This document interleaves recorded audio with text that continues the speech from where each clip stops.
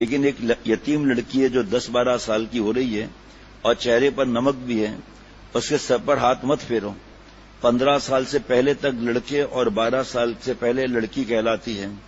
بس حدیث دیکھ لیں کہ صاحب یتیموں کے سر پر ہاتھ پھیرنے سے ایک ایک بال کا ثواب لے رہا ہوں، اور حسینوں پر ہاتھ پھیر رہے ہیں، پھر اس کے بعد گالوں پر بھی ہاتھ پھیر رہے ہیں۔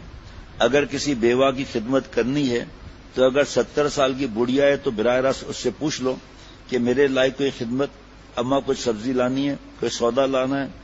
اگر 45 کے اندر ہے، جب بعد میں، یہ تو پرانا واز ہے حضرت کا، بعد میں فرمایا جو عورتیں کھال کھچواتی ہیں 60-65 سال کی عمر میں بھی اور لڑکیاں لگتی ہیں، تو ان سے بھی احتیاط کا حکم ہے۔ جناب ایک نوجوان تھا، اس نے سنا کہ بیوہ کی خدمت کرنی چاہیے، بیوہ بھی عقل کی اندھی، خدمت کرتے کرتے دونوں زنا میں مبتلا ہو گئے۔ حضرت فرماتے ہیں اللہ نے تمہیں دیا ہے تو خاندان کی کسی بوڑھے کے ذریعے مدد کراؤ، اور آپ کا نام بھی نہ ہے اس کے بیچ میں، تاکہ نفس میں گدگدی نہ ہو، تو اس لڑکی کو پتہ چل گیا کہ میں اس کی مدد کرتا ہوں۔ اس وجہ سے فرمایا تقویٰ سے رہنا ہے، لقوہ سے نہیں۔ جناب اللہ اللہ۔ اور اگر 40-45 کے اندر ہے، فتنے کا اندیشہ ہے، تو اپنی اماں کو بھیجو کہ اس کو کوئی ضرورت تو نہیں۔ پہلے زمانے کی بیواؤں اور آج کی بیواؤں میں فرق ہے۔ آپ صلی اللہ علیہ وسلم کے زمانے میں خواتین مسجد میں نماز پڑھتی تھیں، لیکن حضرت عمر رضی اللہ عنہ کا زمانہ آیا تو اما عائشہ صدیقہ رضی اللہ عنہ نے فیصلہ کیا کہ اب خواتین کو مسجدوں میں آنے سے روک دیا جائے۔ جمعہ پڑھنا یا تراویح پڑھنا، جماعت سے نماز پڑھنا مکروہ تحریمی، عملاً حرام ہے۔ حالات بدلنے سے اس طرح کے مسائل بدل جاتے ہیں۔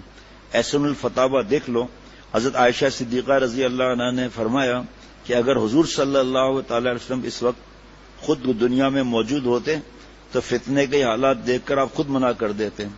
لہذا بیواؤں کی خدمت میں اتنا ہی ثواب ہے، لیکن اگر بڈھی ہے 70 سال 80 سال کی نانی اماں کی بھی نانی معلوم ہوتی ہے تو ان کے لیے سودا سلف لانے میں حرج نہیں، لیکن اگر اس کی عمر اب بھی شادی کے قابل ہے تو اس کی شادی کرانا بھی واجب ہے۔ یہ نہیں کہ نوجوانوں سے خدمت دیتی رہے اور شادی نہ کریں، اور جب تک رشتہ نہیں ملتا اس زمانے تک اپنے اماں کو بھیجو، بیوی کو بھیجو، بہن کو بھیجو، خود براہ راست راہ و رسم مت کرو، فتنے میں مبتلا ہو جانے کا اندیشہ ہے۔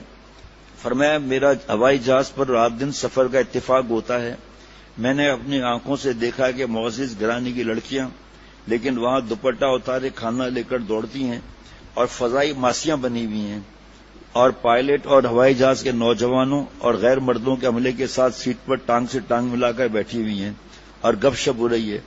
یہاں تک کہ ایک مرتبہ میرے شیخ اور میں بیٹھا ہوا تھا، عمرہ یا حج کا سفر تھا، کہ ایک ایروسٹس اپنے گھٹنے میرے گھٹنے سے لگا کر قریب کی سیٹ پر بیٹھنے کی فکر کرنے لگی، تو ہم لوگوں نے فوراً عملے کو اطلاع کی اور جو حکام اور جاننے والے دوست تھے ان سے کہا بھائی اس لڑکی سے کہہ دو کہیں اور جا کر بیٹھ جائے، تو یہ آپ کی بہو بیٹی کی نظارہ بازی ہو رہی ہے۔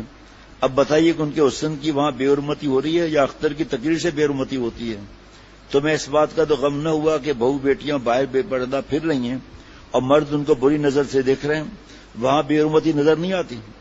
آج لوگ کہتے ہیں صاحب حسینوں سے ایسی بات کریں گے تو ان کا دل ٹوٹ جائے گا، آواز باری کر کے شرعی عذر ہو تو، بغیر شرعی عذر کے نامحرم سے بات کرنا بخاری شریف کی حدیث پاک ہے، زبان کا زنا ہے۔ اور زنا العین نے نظر فرمایا، آپ صلی اللہ علیہ وسلم نے نظر بازی آنکھوں کا زنا ہے۔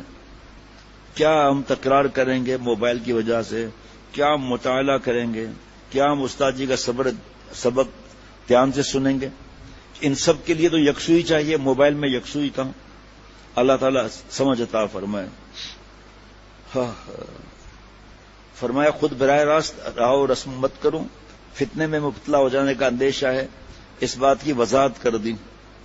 اب بتائیے ان کے حسن کی وہاں بے حرمتی ہو رہی ہے یا اختر کی تقریر سے بے حرمتی ہوتی ہے؟ تمہیں اس بات کا تو غم نہیں ہوا کہ بہو بیٹیاں باہر بے پردہ پھر رہی ہیں اور مرد ان کو بری نظر سے دیکھ رہے ہیں، وہاں بے حرمتی نظر نہیں آتی؟ آج لوگ کہتے ہیں صاحب حسینوں سے ایسی بات کریں گے تو ان کا دل ٹوٹ جائے گا۔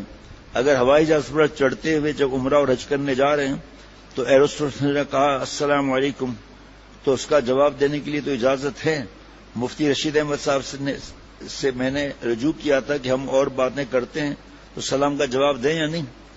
اگر کوئی بات نہ کریں تو وہ جواب بھی نہ دیں، کہ جب ہم ان سے چائے مانگتے ہیں، پانی مانگتے ہیں، 7 اپ مانگتے ہیں، تو کیا وجہ ہے کہ پھر سلام کا جواب نہ دیں؟ جواب دینے کی گنجائش ہے، فرمایا، مگر نیچی نظر نیچی کر کے آواز کو بھاری کر کے وعلیکم السلام کہیں. یہ نہیں کہ آنکھوں میں آنکھیں ڈال کر آپا صاحبہ وعلیکم السلام کہیں. دیکھو اللہ ہر وقت ہم کو دیکھ رہا ہے، رشتہ داری مت دکھاؤ. جو کرتا ہے تو چھپ کے اہل جہاں سے، جو کرتا ہے تو چھپ کے اہل جہاں سے، کوئی دیکھتا ہے تجھے آسماں سے. ایسے ملکوں میں جہاں عورتیں بے پردہ گھومتی پھرتی رہیں، ٹانگیں کھولی ہو، اور جب جہاز پر ایروسٹس آئے اور حاجی صاحب سے پوچھے حاجی صاحب گرم چاہیے یا ٹھنڈا، تو جن حاجی صاحب کو عقل نہیں وہ کہتے ہیں کہ دونوں چاہیے، اور پہلے 7 اپ پھر گرم گرم چائے، اور اس کے بعد آنکھوں کا زنا بھی کر رہے ہیں، دیکھے بھی جا رہے ہیں، اور تسبیح بھی جا رہی ہے، اور بڑے بڑے مسکرا کر باتیں کر رہے ہیں. وہ ایروسٹس بھی سمجھ جاتی ہے کہ یہ حاجی نہیں ہے، پاجی ہے. نظر جھکا کر بات کرو، چاہے وہ آپ کو بد اخلاق سمجھے. سبحان اللہ.